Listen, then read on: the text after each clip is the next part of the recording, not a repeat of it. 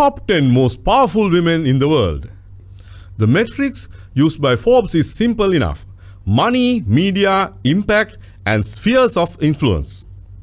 However, reality is far less neat.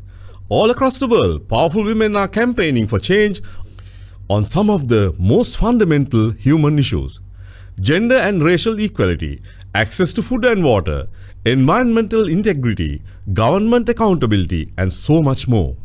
Oftentimes, they put their lives on the line. All the time, they risk their reputations, their livelihoods, and their freedom. American women suffered the greatest reversal of rights in the 2 decades of the list when the Supreme Court limited the right to an abortion. In reaction, female voters energized US midterm elections. In Iran, thousands of women marched in the streets in protest against theocratic laws that treat them as second-class citizens. Representing the protesters on this year's list is Gina Mahsa Amini, whose death in September sparked the unprecedented women-led revolution.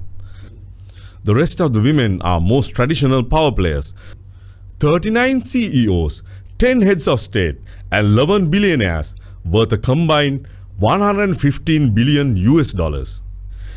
If you don't react to the first violation of your rights, says Roya Baramand, an Iranian historian and human rights activist, the second will come and the third will come too. In 2021, Tasunda Brown Duckett took the helm of TIAA, a retirement and financial services company for academic, research, medical, and governmental workers. The role makes her one of just 2 black female CEOs, leading one of America's largest 500 companies and one of the most powerful women in finance. Taylor Swift broke records and Ticketmaster's website this year.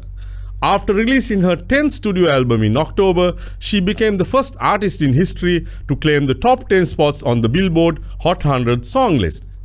And in November, demand for tickets to her 2023 Eras Tour overwhelmed Ticketmaster, prompting members of Congress to question the company's hold on concert sales. Falguni Naya worked as an investment bank for 2 decades, leading IPOs and helping other entrepreneurs achieve their dreams.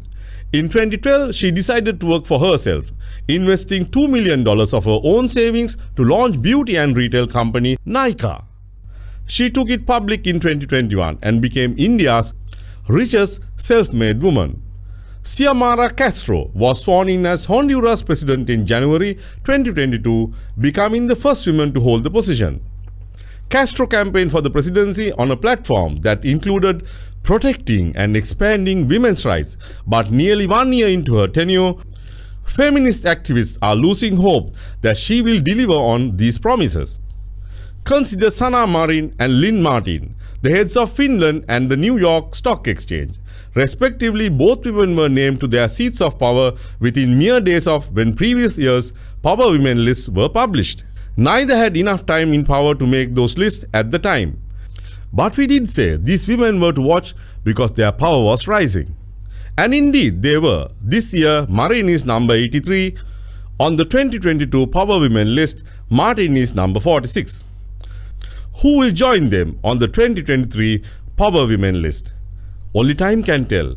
But in the meantime, these are the women whose power is rising and whom we'll be watching in 2023. Elizabeth Borne. In May 2022, Borne became the second woman in French history to become her country's prime minister. She was appointed to the role, which is the second most powerful in French government by President Emmanuel Macron.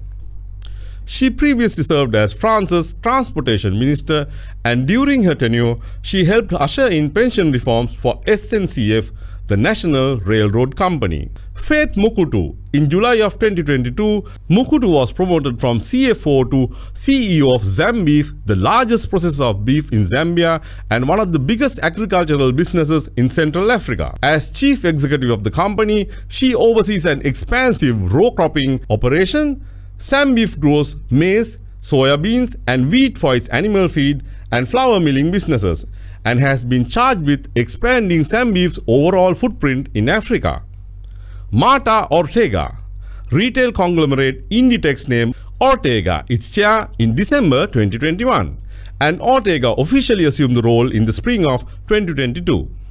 She is the daughter of the company's co-founder, Amancio Ortega, and had long been considered next in line to take the Inditex reins.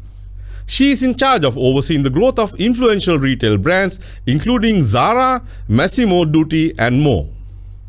Iman Abu Zaid, co-founder and CEO of nursing staffing startup Incredible Health, Abu Zaid led her company to an $80 million Series B in August that valued the startup at $1.6 billion.